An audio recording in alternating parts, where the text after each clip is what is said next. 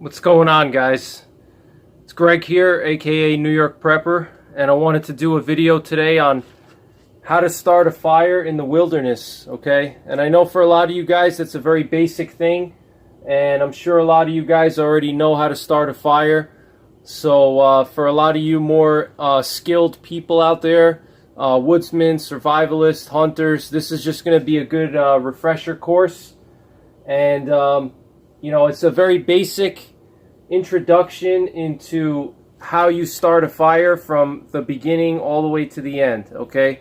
What are the different types of tools that you can use to start a fire? What are the different fuel sources and tinder sources?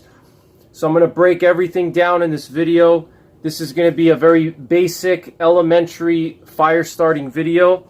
I've wanted to do this video for a long time, but I thought maybe it was a little too basic for a lot of my viewers.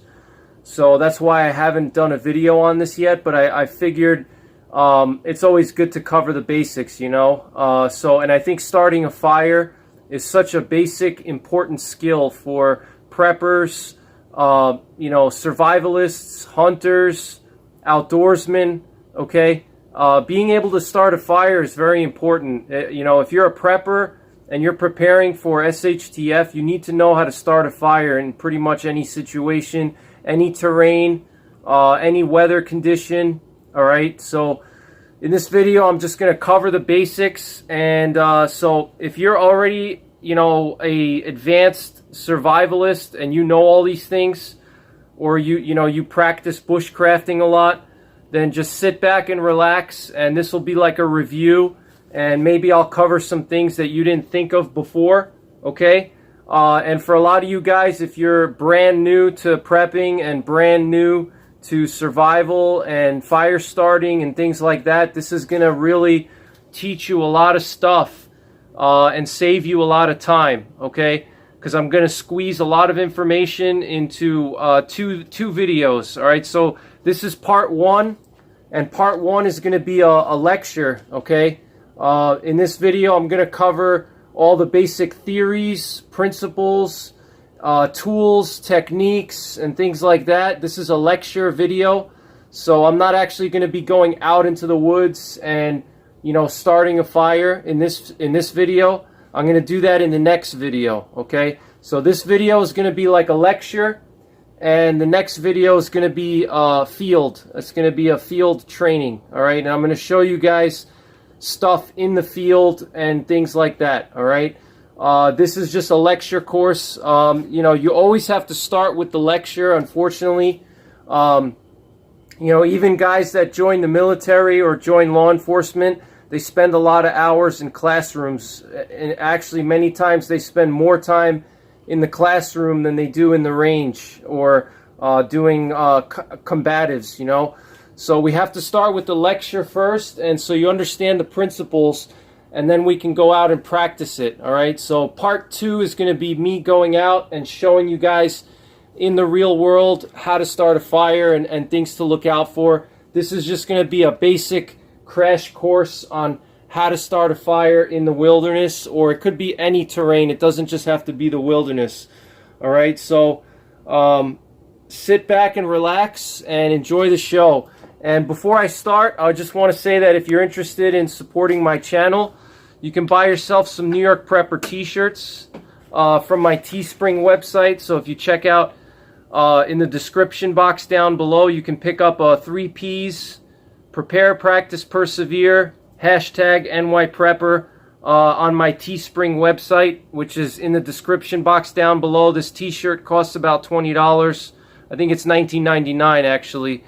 So pick up a t-shirt if you want to support the channel, and I'll highly, you know, I'm very thankful if you do. I'll be very thankful for that, all right?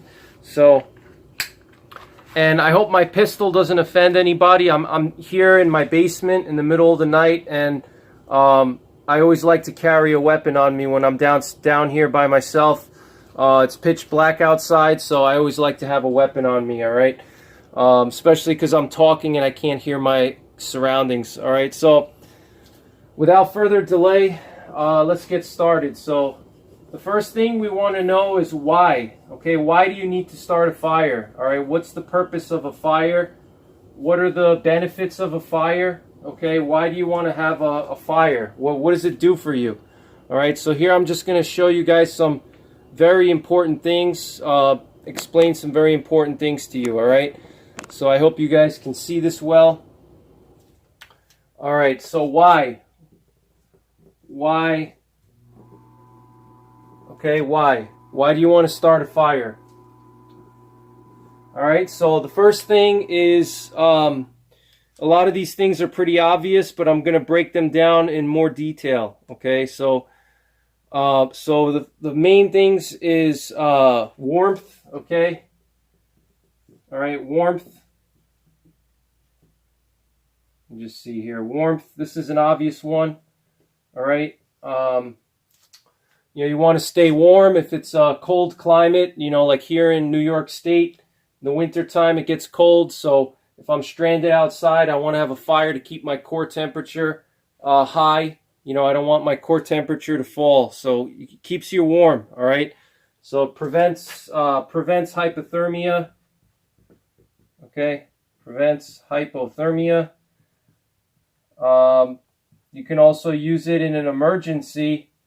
You know, if let's say, for example, you start really getting cold outside, let's say you take a dunk in a river or you fall into a lake and it's in the middle of the winter time and you get soaked and it's really cold outside, you know, this fire is going to save your life, okay? If let's say it's, you know, winter time and you walk through an area and there's a frozen body of water under the snow that you didn't know existed. Let's say there's a river and you're walking through the woods and you break through some ice and you fall into the river and you get soaking wet up to your chest and it's, you know, 15 degrees Fahrenheit outside. Being able to start a fire quickly is going to save your life, and it may also save your toes and your fingers. So hypothermia, and also prevents cold injuries, prevents or treats cold injuries, you know, like frostbite. If you have, you know, if you start getting frostbite, you know, you don't want to thaw out frostbite. If it's fully frozen, you don't want to thaw out frostbite unless you know it's not going to get refrozen again. So I'll just put frostbite here. All right. So warmth is the big one here. Next obvious one is going to be cooking. Okay, cooking. All right, cooking is another big one. You need to you know, disinfect your food. You know, let's say you need to boil water to disinfect the water so there's no parasites in there, no bacteria, no viruses.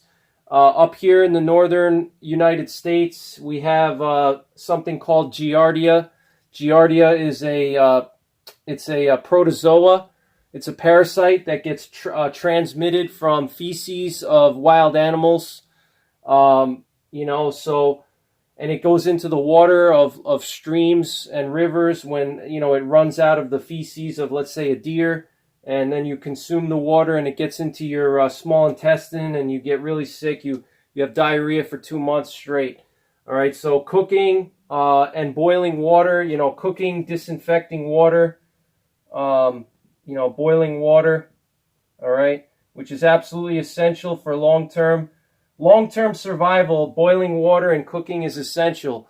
If you're talking about a short-term situation where you're not going to be out in the woods for a long time and you're really dehydrated, you can take the chance of drinking untreated water, because if you know you're going to have medical attention or you're back to civilization soon and you know, time is of the essence, you can drink the water and take the chance.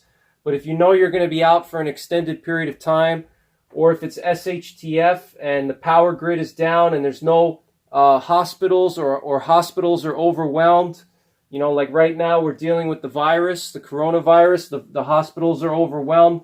They may not have a chance to treat you if you have some kind of parasite in your body, so because it's not as critical as people that are dying from coronavirus. You know, so warmth, cooking, and boiling water, all right, those are two big ones. Another thing is protection, okay? Protection, which is not something that a lot of people associate fire with. Okay, protection. Protection is so fire can actually scare away predators. All right, especially four-legged predators, bears, cougars, wolves, coyotes, lions. Okay, fire has been used for thousands of years to protect human beings from predators, whether it was the cavemen when they would build fires to ward off saber-toothed tigers, or the people in Africa, I forget the name of them. They built fires to keep lions away. And even during the Wild West days, a lot of the pioneers that went out to the western states, Montana, Idaho, and those areas, they would build fires to keep wolves and brown bears away. All right, because animals, they smell smoke, and they don't like the smell of smoke. Okay, and they don't like the appearance of a flame, the heat of it, and just the smell of smoke will immediately get an animal to run the other direction. Animals do not like the smell of smoke. They associate smoke with, forest fires. So if they start to smell smoke, they go the other direction. In most cases, now there may be some cases of a really, crazy, hungry bear that's a man-eater, and he may not give a crap about your smoke. But in most cases, fires will protect you from wild animals. So if you have to spend a night in the woods, building a fire can ward off predators and keep them away. All right, in many cases. And another thing too is that you can also make a torch. If you have your fire, you can take a torch. You can take a log, and you can burn one end of the log and create like a torch, and you can use that as a weapon to ward off predators. So if you do have, let's say, a bear or coyotes or wolves coming in towards you, you can use a torch, and you can use the torch to scare them away, because they don't like the heat, they don't like the smell. You can use the torch as a weapon, basically. So protection is another one. Another one is light. Okay, fire can provide light for you. If you're out in the forest and you have no flashlight and no artificial man-made source of light, it's going to be really dark. Okay, I don't know if any of you guys have ever spent any time in wooded areas, especially in wilderness areas, without a flashlight. I mean, even on a moonlit night when there's a full moon, you're not going to really see much, okay? And it's going to be pitch black, especially if you're in a forested area. If you're in an open area like a field, or if there's snow on the ground, then you're going to be able to see a lot more at night, because the snow will reflect the moonlight and you'll be able to see pretty well. But if it's like in the summertime or fall or spring and there's no snow on the ground and you're in a wooded area, the moonlight is not going to penetrate through the canopy of the forest. So it's going to be pitch black, okay? Especially in the summertime. If you go into the woods in the summertime, even on a full moon, a night with a full moon, the moon is not going to penetrate. The light from the moon won't penetrate the canopy on the top of the forest, all right? So having some light is very good it's a very good thing. You need to see what's going on around you. So you can use a fire to create light for you. Either whether you have a stationary like campfire, let's say you're in a survival situation, and you decide to camp in one area and bed down for the night. Your stationary fire is going to light up your surroundings, all right? Which is always a good thing, because you need light to be able to see what you're doing, especially in the middle of the night. If you have to wake up and use the bathroom, or you hear a noise outside, or you just have to put your boots on, or whatever it is, having that little bit of light can really make a huge difference in terms of your morale and how safe you feel, especially in a pitch black wilderness, all right? So whether it's a stationary fire, like if you're setting up a camp for the night, or it could also be a torch. Like I said, you can make a torch, and with the torch, you can use the torch to light up an area. Let's say you're not bedding down for the night and you're not making camp for the night, but let's say you decide to continue to trek through an area in the middle of the night and you don't have a flashlight, or your batteries ran out, or you broke your flashlight, or you lost it, you can build a little fire and you can create a torch, and the torch will give you some light so you can see where you're walking and illuminate an area, okay? So light is another one. And then another critical one, which I should have really put up on the top, is signaling. All right, so signaling, I really should have done that first, but, you know, bear with me, guys. So signaling is a big one, okay? Signaling, you know, if you're lost in the wilderness, you know, fire can be used to signal rescue, okay? You can signal either aerial or ground rescue parties, okay? So typically when somebody gets lost in the woods, what happens is they have a combination of aerial and ground assets that are trying to find this person who's lost. So they send a helicopter or they send a small airplane, and then in addition to that, they'll send people on the ground, forest rangers with dogs or something, to, you know, try to find you, okay? If you're in the wilderness, they usually send a group of forest rangers in the woods, and they try to find you. Sometimes they bring dogs, sometimes they don't. It really depends on the locality. But signaling, so you're going to have, you know, if you're in a wilderness area and you're lost, you're going to want to signal your rescue, right? So you can get rescued. And there's two, like I said, you have aerial signaling and ground signaling, because you have, you know, there's always going to be, and whether somebody's looking for you or not, it doesn't matter, okay? Because somebody could find you by chance. You know, let's say you're stranded in a remote, you know, island somewhere in the Pacific, and you're in the middle of the ocean, and nobody knows that you're there, so there's not going to be any rescue party coming.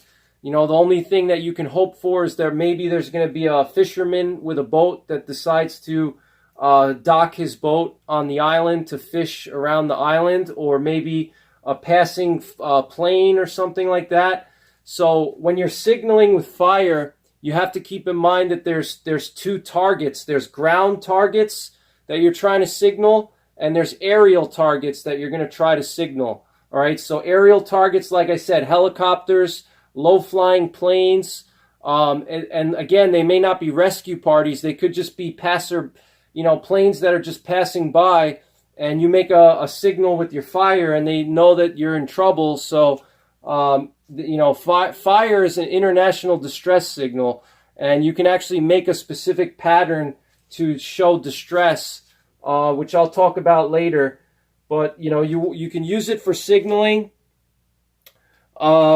Let's see, what else?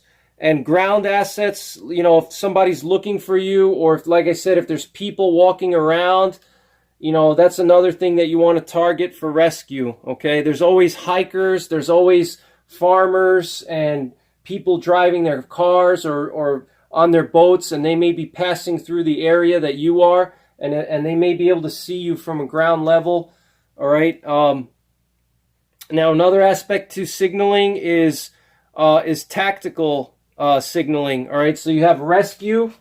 So let me just draw this here. Rescue. You have rescue signaling and tactical. And I figured I would mention tactical because this is a prepping channel. You know, so prepping is always in the back of my mind. So you have rescue signaling, which is, you know, using a fire to signal rescue and alert people that you need help. The other signaling is tactical, and what that means is that, you know, if it's SHTF and you want to signal somebody that you're operating with, let's say you have a neighborhood security force or some type of a fire team, and you guys are working together to infiltrate or exfiltrate or, you know, do different types of assaults or, you know, defenses or reconnaissance, whatever you're doing, you know, you can use fires to signal for tactical purposes. Let's say, you know, you want to signal to your fire team that you're in position somewhere, or that you want to exfiltrate or you want to infiltrate, you can build a fire, and the fire will act as a signal. So that's another option as well. All right. And then finally, the last thing is morale. Morale.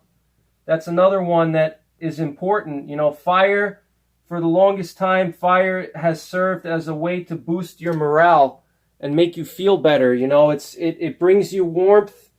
It brings you, you can cook. It warms you up. It protects you from predators. It gives you some light in the darkness. You can use it to signal. So all these things are going to make you feel better if you're lost and you're in the middle of nowhere. Something as simple as building a fire can make you feel a lot more in control of your surroundings, and you start to lose some of your anxiety and your fear, because you can stay warm, you can boil water, you can cook. And another thing with cooking too is you need to obviously cook meat. If you catch an animal or shoot an animal, cooking is important so you don't get a parasite.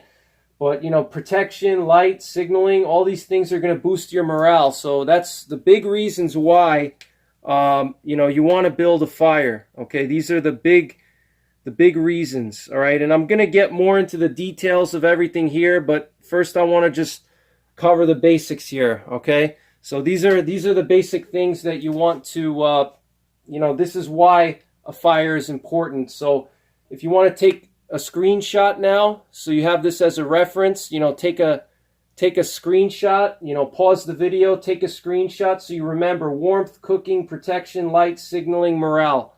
All right.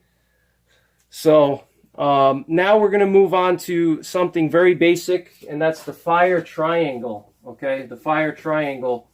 So let me do that for you guys. Okay.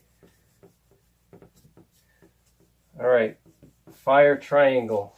All right, so this is a very important concept in starting a fire, and this is absolutely critical.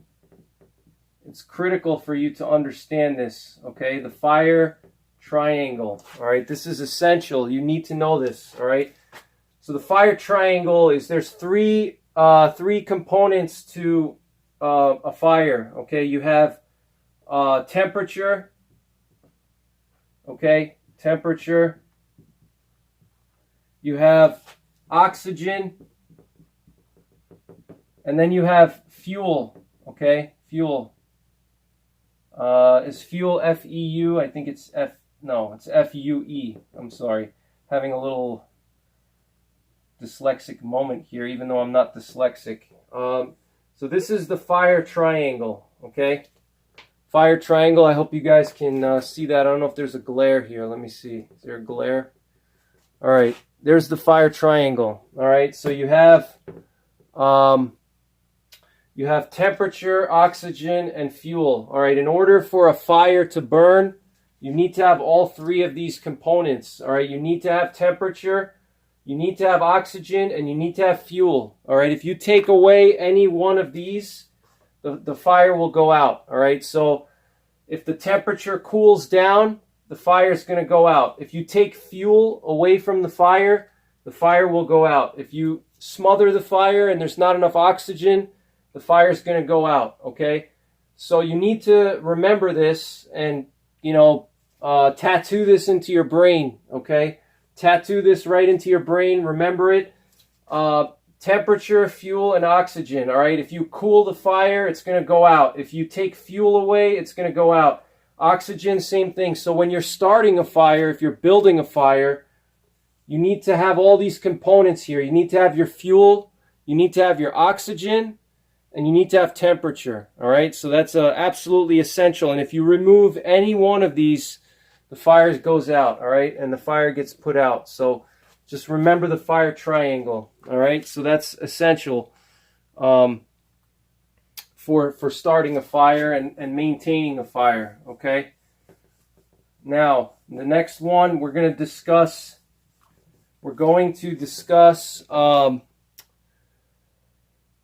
fire starting methods. Okay, we're going to discuss fire starting methods, and All right, so this is really, for a lot of people, this is going to be like this is like, I guess you would call the meat or the most exciting part of fire starting methods. Okay, fire starting methods. This is like, for many people, this is like the most exciting thing. For me, it's, whatever, it is what it is. But for bushcrafters, they live on this stuff. They love this. This is like, this makes their day. For me, it's just, a necessary evil. Starting a fire it's a necessary evil. It's not the most fun thing in the world to start a fire if you really need to, but all right, so you have two methods. You have modern, and then you have primitive. Okay, so modern and primitive. Okay, modern and primitive. Okay, those are your two main fire starting methods. Let me see if I can't get the camera a little bit closer there. Fighting this glare over here from the light bulb over there. It's really annoying me. All right, there we go. Okay, sorry about that. Okay. All right. Now your modern methods, what I consider to be the main methods of starting a fire is going to be fire steel, or ferrocerium.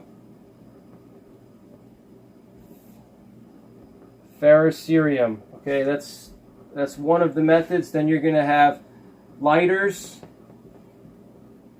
Okay, and lighters can be electric or gas of some kind, butane. The next one is going to be matches. There's different types of matches out there, and I'll cover that. And then you have combustibles. All right, combustibles or explosives is the final category. Okay, combustibles, explosives. All right, so these are your main modern methods of starting a fire. Okay, that's the modern methods right here. Fire steel, lighters, matches, and combustibles. All right, and then your primitive methods are going to be the two big ones. There's a lot of different methods out there, but the most common one, which everybody knows, is a bow drill. Okay, bow drill, and then a fire plow, which I think is the best primitive method, is the fire plow. All right, so these are the big ways to start a fire. All right, I'm sure there's other ones out there that I'm missing, but these are the big ones that you should know. All right, so I'm going to go over each one now and cover the pluses and minuses of each one. So fire steel is just it's basically like flint. Okay, it's a special type of metal. When you scrape it with another piece of sharp metal, it throws sparks. Okay, it throws sparks. So it's like a flint rod, basically, like the flint in a lighter, except it's about the size of my pen. And what you do is you scrape it with the back of your knife, or if you have like a scraper, they have special scrapers that you can buy. And what you do is you scrape the fire steel, and when you scrape it, you scrape chunks of the fire steel off. And the friction of scraping it with your knife or with your scraper, the friction, all right, it ignites the metal because it has magnesium in it. And magnesium is very sensitive to temperature, and friction. So when you scrape it, it throws big sparks, okay? And those sparks can catch something on fire and start a fire, okay? So fire steel lighters, you have two basic types. You have electric, and then you have gas, okay? And so you have electric, meaning you can recharge them. They have electronic lighters. Then you have gas ones, which would be like a Bic lighter or they usually use some kind of a butane. So like a Bic lighter or a Zippo would be an example of a gas lighter. Then you have matches. Matches, you can have basic, the regular matches that have the thing on the back that you scrape it against, or you can have strike anywhere matches where you can strike the match on any surface and it'll catch fire. And then you can also have stormproof matches, which are the ones that I use for survival. Stormproof matches are great. They're basically like a giant match on steroids, and they burn for like 30 seconds in any condition. You could even, they'll burn underwater basically. It's like a match on steroids. So matches is another one. And then finally you have combustibles and explosives, which could be like flares or ammunition. If you have flares on you, I always keep a flare when I go into the woods, because I can use the flare to start a fire in an emergency, or I can use the flare to signal a helicopter or a search team, a search and rescue team. All right, so like you can use a flare, or even if you have ammunition, if you're hunting and you get lost in the woods, you can use your ammo to start a fire. If you have a multi-tool, you may be able to pull the bullet out, and you can use the powder. So you could use ammunition to start a fire as well. All right. Now, primitive methods, these have really been heavily discussed in recent times because of all the popularity of bushcrafting. And primitive methods should not be your primary way to start a fire, because primitive methods, they require a lot of energy and a lot of calories, okay? And it's not as a surefire bet as some of these other ones, all right? So even the most experienced bushcrafter and primitive survivalist, it's going to take him much longer to get a fire going than any regular idiot off the street with a lighter, okay? A regular idiot off the street that never spent any time in the woods can start a fire faster with a lighter than the most experienced bushcrafter can with a bow drill, all right? Provided that the regular idiot has some basic understanding of, tinder and fuel sources and things like that, okay?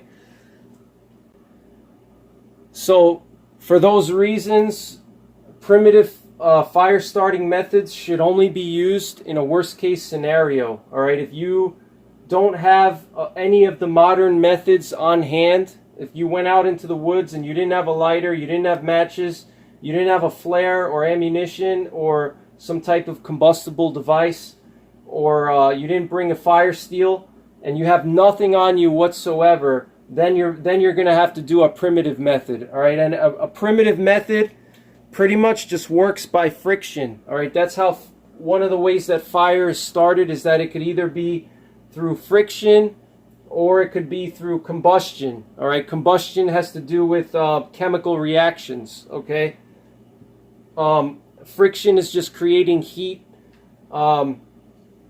But these are going to be friction fires. You're starting the fire with friction, which means you're rubbing sticks together. And when you rub the sticks together, it creates a fire. All right, and I'll do a separate video on these. I'm not a big primitive survival guy, so I'll be honest with you, I've only done these types of fires a few times. And most of the time I've done fire plows. I personally believe a fire plow is the most easiest way for somebody to get a fire going. So, but these are going to drain your energy, okay? Just to get a fire going with a bow drill is going to take a ton of energy, a ton of time, and it's going to expose your position if you're trying to be stealthy, if you're in an escape and evasion scenario, if you're bugging out, and there may be people around you or bad guys following you. Trying to do a bow drill or a fire plow is you're going to make a lot of noise, because you got to gather all the different parts of it and you got to create it. You have to carve out notches in the wood, and all that's going to take is a ton of time. It's going to take you a few hours. It's going to take you probably 2-3 hours to get a fire going with a bow drill. And that's assuming that you have a knife and cordage. If you don't have a knife and you don't have cordage, it could take even longer. All right, so another option is a fire plow. A fire plow is literally just, you're taking a stick you're taking a smaller stick and you're rubbing it against a larger stick or a log. What you do is you find like a medium-sized log, like maybe the size of my forearm, like maybe 2-3 inches in diameter, and you're going to split that log in half, and you're going to carve a channel in the middle of it, and then in that channel you're going to take a smaller stick like the size of this pen, and then you're going to rub that stick inside of the channel. And when you're rubbing it, it's gonna create friction, and there's gonna be little ashes that are gonna drop down at the bottom of the larger log, and those ashes are gonna catch fire. But it's extremely energy intensive. Any of the primitive fire starting methods are extremely energy intensive, labor intensive. You're gonna burn a lot of calories. You're gonna sweat a lot, especially if it's in the summertime and it's a hot, weather conditions. If it's above like 80 degrees Fahrenheit, you're going to be sweating like crazy, so you're going to lose a lot of water that you're going to have to replenish. So I don't recommend primitive methods. It's good to know how to do them, but in a real emergency, relying on a primitive method is not good. All right, you always want to take a fire steel with you, a lighter, some matches. All right, and in fact, that's what I have in my fire kit, and I've done a video on it. If you check my playlists, I have a playlist called Firecraft, and if you go into the Firecraft playlist, I have a whole video on my my fire kit. Okay, I always have a fire steel with me. I always have a lighter, and I carry an electric lighter and a gas lighter. I carry both. All right, the reason why is that an electric lighter can be recharged, which is a big plus in my opinion. I can recharge it if I have a battery bank or a solar panel. I can always recharge the lighter. A gas lighter, once you use the gas, that's it. Like a big lighter, it's disposable. So I always have a fire steel, I always have lighters, and I always have matches. I usually have stormproof matches, all right? So I always carry these three with me, all right? This way I have multiple options. So let me just cover the pluses and minuses of these now. So the fire steel is obviously the most durable, and it's the most bomb-proof out of all of these, all right? Because the fire steel is just literally a rod of steel that's a combustible metal inside of it. It has magnesium in it, like I said. So it's pretty much bomb-proof. You're not going to break it. If you drop it on the ground, you can drop it down a cliff. And if you drop it down a mountain, you can recover it at the bottom of the mountain, and it's still going to work, okay? You can literally drop it off the top of a skyscraper and pick it up at the bottom, and it's still going to work as long as it didn't, get blown, it doesn't disintegrate when it makes impact. But, fire steel is basically the most bomb-proof, the most reliable, and the most durable. And for that reason, I recommend that all you guys have a fire steel in your survival kit and in your bug out bag at all times, okay? And really practice using it, okay? Practice using your fire steel. All right, you should spend most of your time practicing with your fire steel, all right? Even when you go camping with your family, rather than using a lighter or something, just use your fire steel so you keep that skill, because it's a perishable skill if you don't practice it, all right? So fire steel, lighters. The problem with lighters, they're a lot. Now the fire steel is the most durable. It's the most reliable. It's a guaranteed spark. Okay, that's the thing about a fire steel, is you have a guaranteed spark. Okay, so the thing with that is that you need to have a good enough tinder source to catch the spark and start into a fire. All right, so this is going to guarantee you a spark in any condition, whether it's snowing, raining, cold, hot. It doesn't matter. You're always going to have a guaranteed spark. And if you drop it on the ground, like I said, it's not going to break. There's no fuel source that is going to be consumed. So this is a very good option. The only thing is you need to have a dry tinder source that will catch the spark and catch fire. And I'll go into that in the second part of the series, where I'm actually going to show you guys different tinder sources. So you need to, with this one, you need to have a dry tinder source. Otherwise, you can't just take a a fire steel and spark it onto a log, and the log is going to catch fire. It's not going to work that way. You need to have a very fine tinder that's going to catch the spark. Lighters are better than a fire steel because you can obviously start the fire immediately with a lighter. Okay, a fire steel is going to take a little more finesse and a little more effort. It's still going to be much better than a bow drill or a fire plow, but you still need a little bit of skill to use a fire steel. You need to have dry tinder, and the tinder has to be fine.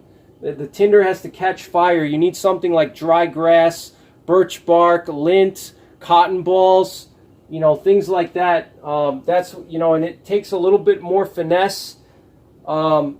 A lighter is obviously, you can get the fire going pretty much immediately as long as you have a decent tinder source and you have some good kindling.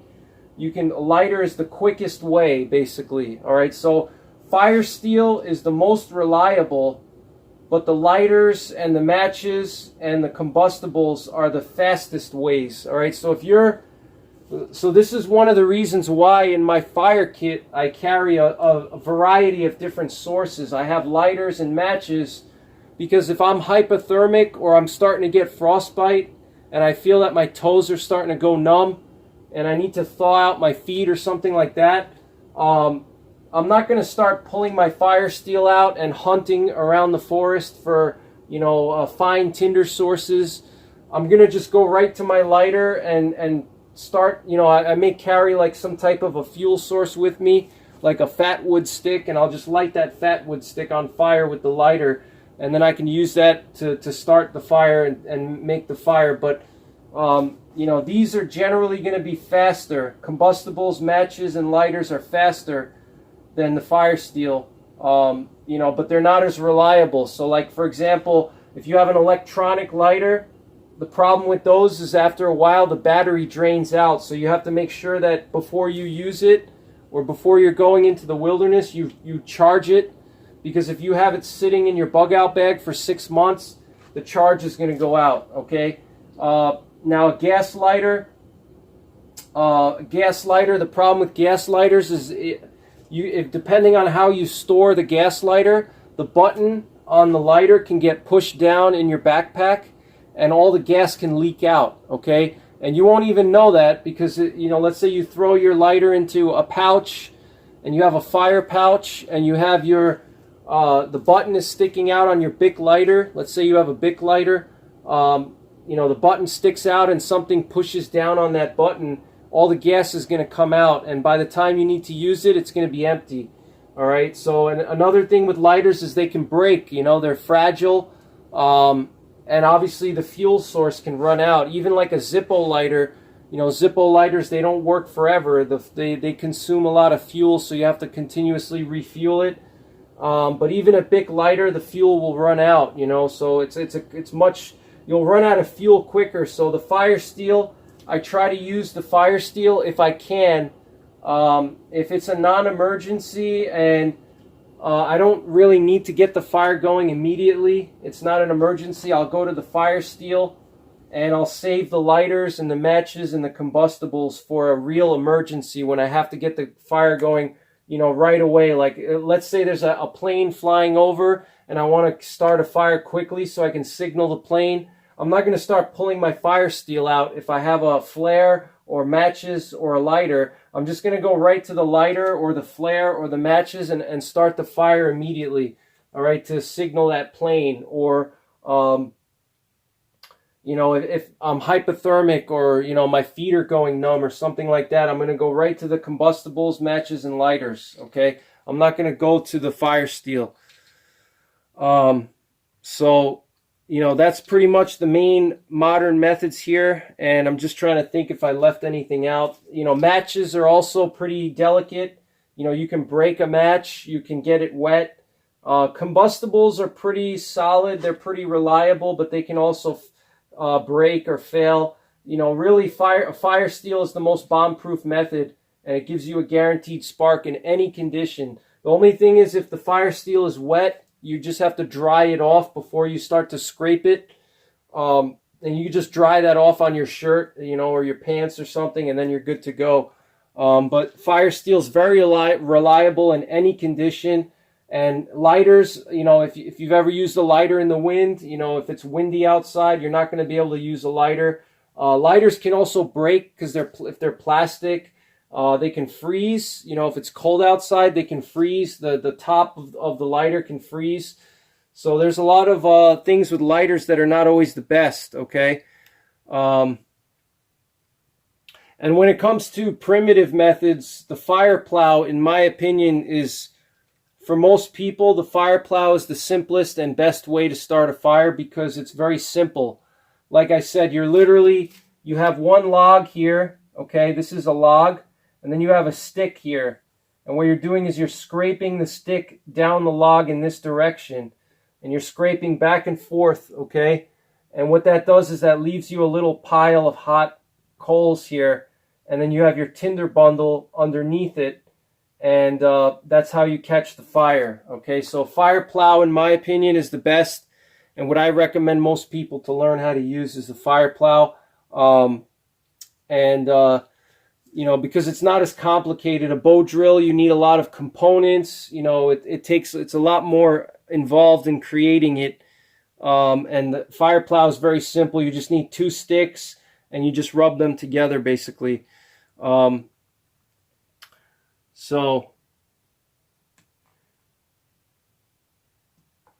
right, so now we're going to talk about fuel sources now, okay? Fuel sources, and we're almost done with this lecture here. I hope you guys are enjoying the video. I know it's very long, but it's a very important topic, so I wanted to dedicate enough time to really cover all the main points, all right? All right, so the next one is 3 main types of fuel, okay? 3 types of fuel, all right, to start a fire. All right, these are the main categories. You have tinder, okay, Tinder, all right, not the dating app, Tinder, all right. Then you have kindling, and then you have your fuel, all right, your fuel. All right, those are the 3 main types of fuel that you're going to need to understand and how to use them, okay? So tinder, it burns very short, okay? I have my laptop here. Let me just write down my notes. So tinder, the purpose of tinder is to get the fire going, okay? It burns very short. Burns very short. But it easily catches a spark, all right? Easily catches a spark, all right? And the main purpose of tinder is to catch a spark or a flame from a lighter or a match. And this is the first thing that you're going to do when you're trying to start a fire, is you're trying to find tinder, okay? Tinder is the first fuel source that you're going to use to get the fire going, okay? If you have a fire steel or matches or a lighter, you're gonna ignite the tinder first. That's the first thing that you're going to try to burn, and then from there you're going to add kindling, and after you add kindling, you're going to go to the fuel, okay? So kindling has an average burn time of 5 seconds to 5 minutes, okay? And that's just the average, you know, time. This is just an average burn time. It could be slightly less or more, but just to give you an idea of what type of fuel we're talking about. The average burn time is 5 seconds to 5 minutes, okay? Let's see, examples of this could be cotton balls. Let me see. Cotton balls, fat wood shavings or wood shavings, okay?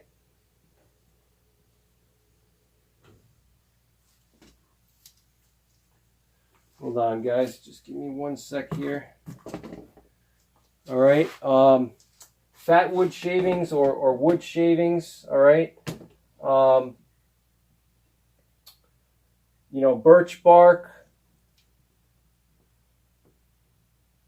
All right, I'll do another list later, but that's pretty much it. Small things that will catch fire.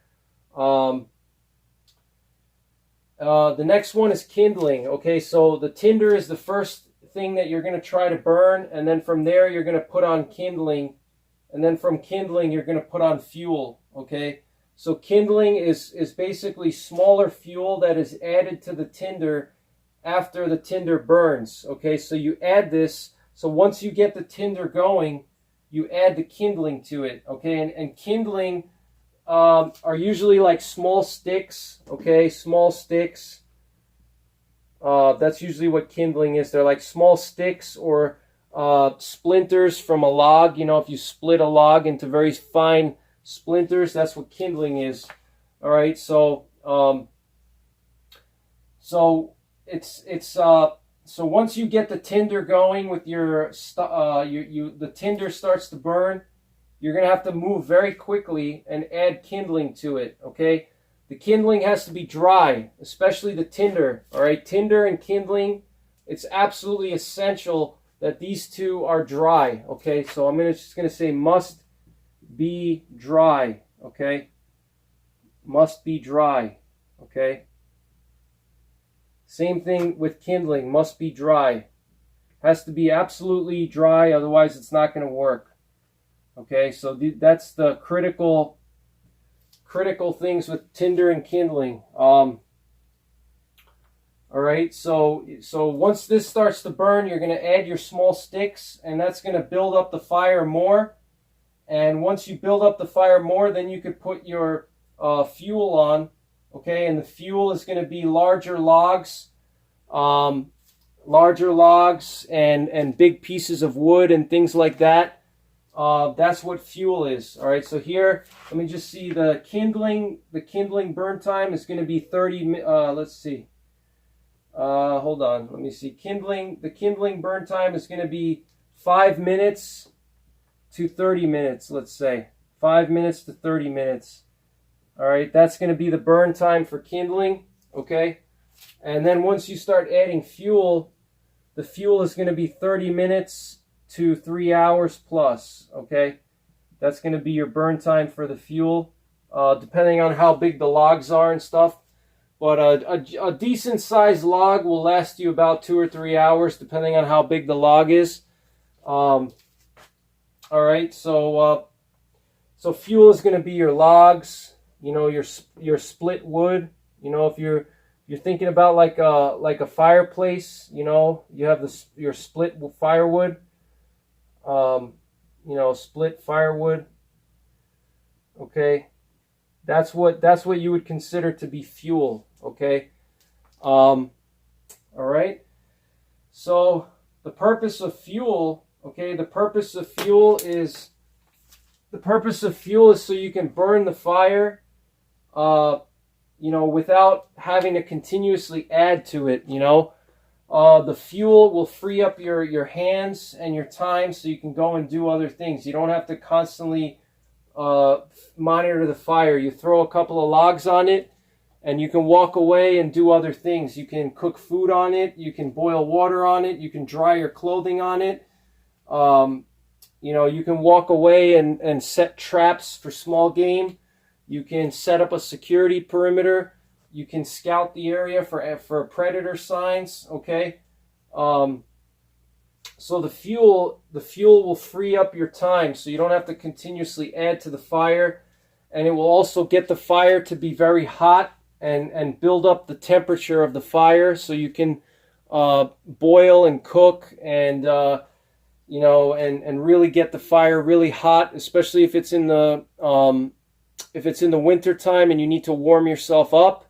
The fuel is going to be, it's going to help you build up that temperature so you're nice and warm. You can warm your body up next to the fire. If you're having hypothermia, you can sit next to the fire and warm your core temperature up, all right? You can thaw out your feet if you have frostbite or whatever, all right? All right, so these are the three main things here, three main types of fuel. So you start with the tinder. It has to be dry. It burns very short. It catches a spark. 5 seconds to 5 minutes. And it's typically going to be cotton balls, wood shavings, birch bark, small things like that. You know, lint, if you can find some lint from your clothing, dry grass, all right, things like that. That's going to be your tinder. All right, once the tinder goes, you have to immediately add the kindling to the tinder so you can get the fire going, and that's when the small sticks come in play, all right? And the small sticks should also be dry, because if they're not dry, they're not going to burn, all right? And now, another critical thing, if you're starting the fire, remember the fire triangle, okay? The fire triangle was temperature, oxygen, and fuel, all right? So if you're trying to start a fire and you see the fire is very smoky and it looks like it's going to burn out, a lot of times that has to do with the fact that you put too much kindling on there, and there's just not enough oxygen in the fire. So what you have to do is you have to blow on it to give it some oxygen. So just because the fire is smoking, it doesn't mean the fire is out, okay? All you got to do is just blow on the fire very vigorously, all right? You may have to blow on it several times. I've had fires in really damp conditions. If I don't have dry kindling, I can't find any dry kindling. In damp conditions, you know, I'll blow on the fire many times, 10, 20, 30 times to get that oxygen in there and get the fire going, all right? So like what I do for kindling is if I'm in my bug out bag or in my woods bag, I always carry some tinder with me. I usually carry fat wood. I carry wet fire tinder. Okay, wet fire tinder are little chemical cubes that you can use to start a fire. I carry cotton balls and little cotton fire starting tabs. All right, so I carry fat wood. I also carry magnesium shavings with me. Okay, I'm giving you guys all the secrets here, so I hope I hope you appreciate all my work here. I'm sharing you guys all my secrets. So I carry magnesium shavings, wet fire tinder, fat wood shavings, and cotton balls, okay? And I'll do a separate video on my tinder that I carry with me. And cotton tabs, you know, fire starting tabs. For kindling, you can also use fat wood. Fat wood is a great kindling source. All you got to do is just split the fat wood into smaller splinters, and that will get the fire going. So the kindling is an intermediary to get the fire from the tinder up to the fuel. All right, it's like it works in like steps. You know, you start with the tinder, then you go to the kindling, and then once it's hot enough for the kindling is burning well, then you're going to add your logs, okay? So that's how it works, all right? I'm going to do a separate video on escape and evasion and doing fires in a stealthful way. I'm going to talk about some other things as well. So, but this is just the main core principles. And in the next part of the video, I'm going to discuss how to use a fire for signaling, how to use a fire for escape and evasion, and then I'm going to also go into different tips and tricks when you're starting a fire. Okay, I'm going to go into all the different tips and tricks, and then I'm going to do a field video of me starting a fire in the field. Okay, let me just see if I forgot everything. So with your tinder, okay, well, actually, I'll just do that in the next video. So, all right, guys, so I hope you enjoyed this part 1 of the series, and I know it's a lot of information. Part 2 will be a lot shorter, and part 3 will be even shorter than that, okay? So the part 2, I'm going to do a short video on tips for signaling and tips for kindling and other things that I didn't have time to cover in this one. And then in part 3, I'm going to do the actual in the woods video of me starting a fire and showing you guys everything that I have and stuff like that. So I hope you enjoyed this. I hope you learned something. I'm really excited to continue with this series. As always, thanks for watching. Take care. God bless. And don't forget the 3 Ps. Prepare, practice, and persevere.